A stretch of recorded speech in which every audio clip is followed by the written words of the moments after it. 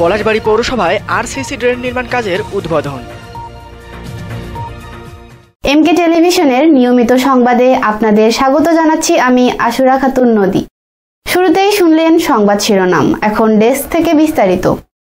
পলাশবাড়ী পৌরসভার ৫ ও ৬ নম্বর ওয়ার্ডের কেন্দ্রীয় ঈদগাহ মাঠ হতে গোয়ালপাড়া ব্রিজ পর্যন্ত ৩৫৫ মিটার দীর্ঘ আরসিসি ড্রেন নির্মাণ কাজের আনুষ্ঠানিক উদ্বোধন করা হয়েছে।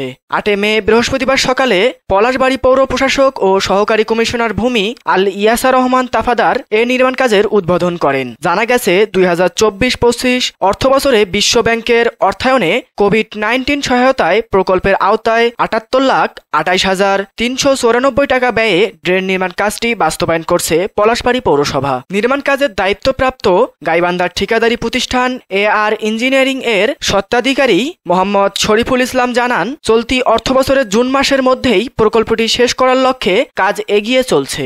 উদ্বোধনী অনুষ্ঠানে উপস্থিত ছিলেন পৌরসভার সহকারী প্রকৌশলী মর্তুজা ইলাহি, পৌর নির্বাহী কর্মকর্তা মনসুর আলম, ঠিকাদার মোহাম্মদ শরীফুল ইসলাম, পৌরসভার কর্মকর্তা কর্মচারী ও স্থানীয় গণ্যমান্য ব্যক্তিবর্গ। Nahid Hasan, news desk, MK television. শেষ করছি এমকে টেলিভিশনের নিয়মিত সংবাদ। এতক্ষণ সাথে থাকার জন্য সবাইকে অসংখ্য ধন্যবাদ।